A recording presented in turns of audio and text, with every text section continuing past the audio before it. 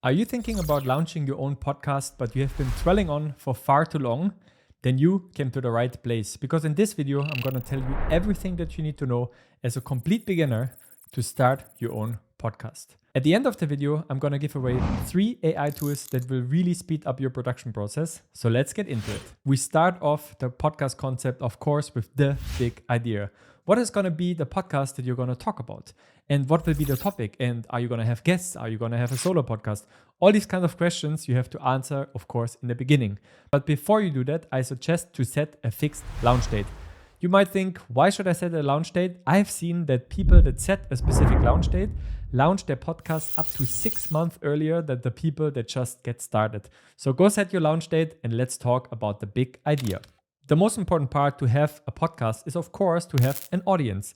That's why you need to reverse engineer who's going to listen to your podcast first. So start to think about your ideal audience. What would they like to hear? And always remember that create the podcast that only you can create. So what is your expertise? What is the topics that you really like? And then try to combine these 2 ideas, your ideal customer and your ideal audience, and the topic that only you can talk about. Once you have that figured out, there are a couple of questions I want you to go through to further refine your podcast idea. The first question is, what should the podcast be about? How does your podcast differentiate itself from others? And think of what could be a topic or example episode that I could talk about. A rule of thumb here is, if you don't come up with 9 episodes immediately, like when you think about the idea, then probably your niche is too small. After you figured out the podcast that only you can create, your ideal audience, and 9 topics of podcasts, then you can start thinking about the equipment. I always say that the best equipment is the equipment that you already have. But if I would give you one tip, is that to invest into a proper audio setup. Podcasts are audio mediums, and it's very, very important that the audio sounds good. I have one podcast microphone, the PodMic from Rode. I've used this microphone many, many times, and it's a really, really nice microphone for under $100 or almost €100.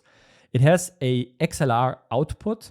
And if I would give you a recommendation to look for microphones that have a XLR output and a USB-C output, because then you can connect it directly to your laptop, or if you have an XLR output, you have to buy another audio interface. So go look up, for example, the Rode broadcast mic or the Rode PodMic. You can also look for the Samsung Q2U. That's also a really nice microphone for under $100 that has an XLR output and a USB-C output. If you have a little bit more budget, there's of course the Pioneer, and I think the microphone that I use and that most of the big podcasters use is the Shure SM7B. Those microphones set you back around $400, so it's really a big investment. It's a really good microphone. As a final and maybe most important tip, if you want to invest into a microphone, really get a dynamic microphone. I don't want to go into the details of a dynamic or a condenser microphone, but what, as a rule of thumb, you can say a condenser microphone records much more of the room, and the dynamic microphone records a lot what is kind of like in a segue of the microphone. So this is a really a good tip. Invest into a dynamic microphone. Don't buy a condenser microphone, because the moment you don't have a room that is really quiet, you record a lot of noise, and this will really slow down your production process. So my top 3 microphones are the Samsung Q2U, the Rode broadcast mic, or the Rode SM7B if you have a little bit more budget to launch your podcast. The moment we have figured out the hardware, let's talk about software. There are many free software tools that you can record your podcast with your laptop. For example, QuickTime Player, Apple GarageBand, or Audacity. Audacity is also called a DAW, which is called a digital audio workstation. That is a little bit a more advanced software to record and capture audio and also then edit audio afterwards. So those are the free options. If you have a paid plan, I really recommend Adobe Audition. It's a really professional DAW. If you want to spend some money, you can always upgrade to a little bit more expensive tool like Adobe Audition, but in the beginning, it's definitely not necessary. So use the free tools until you outgrow them, and then you can always upgrade later if you like it. So now everything is in place. You have the big idea, you know what you want to record, you have the equipment, you have the software. Now let's talk about the actual recording. If you're recording the podcast in person, which means the other person is with you in the room, you can just connect the two microphones to your laptop, either with USB-C or with the audio interface, and then connect it to the software that is, for example, Apple GarageBand or, for example, QuickTime Player or Audacity or Adobe Audition. So you can choose from there and then you can start your recording. If you're recording your interviews remotely, I can really recommend Zencaster and Riverside.fm.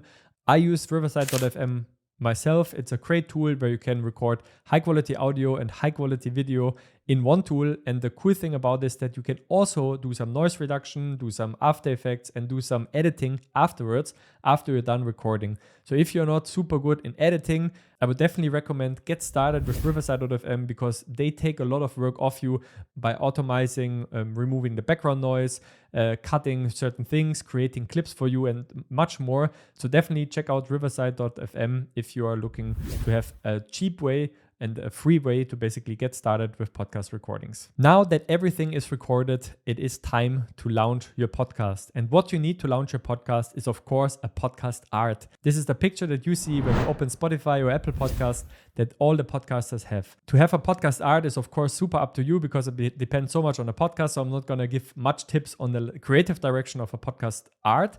But what I will say, it's important that the letters are big because the podcast art becomes really tiny if it's, for example, on a phone.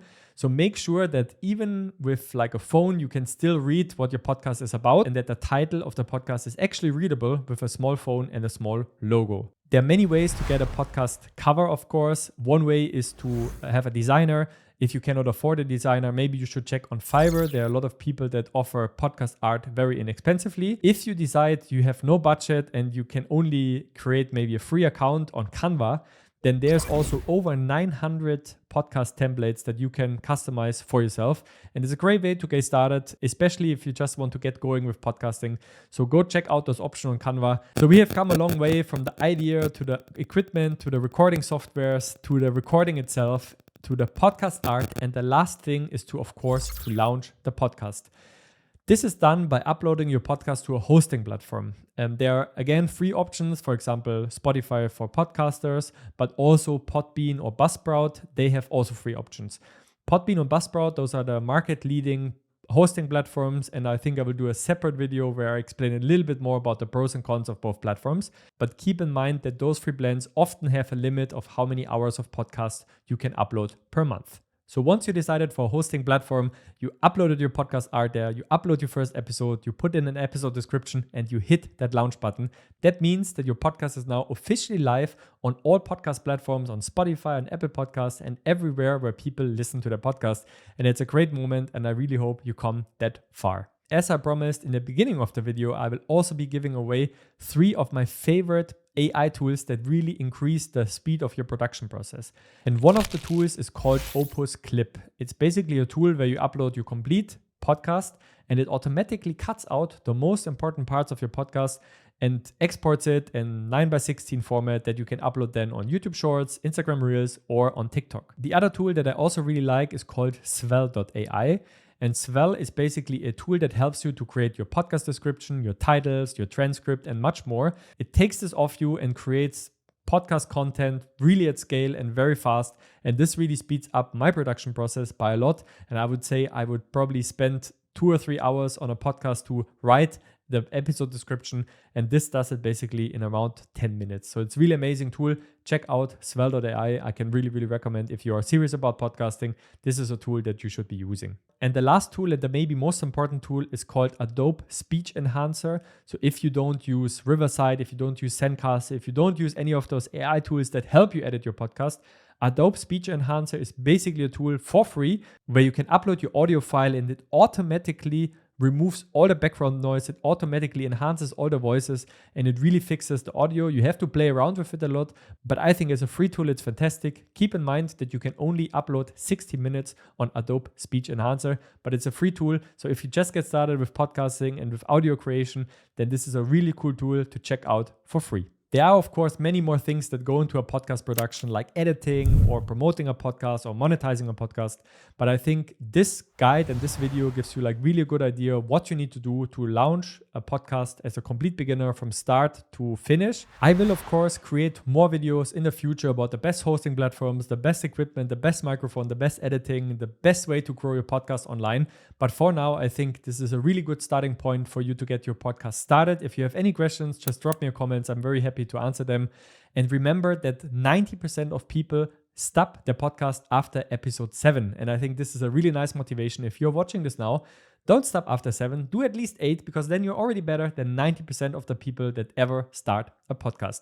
Thank you so much for watching and happy podcasting.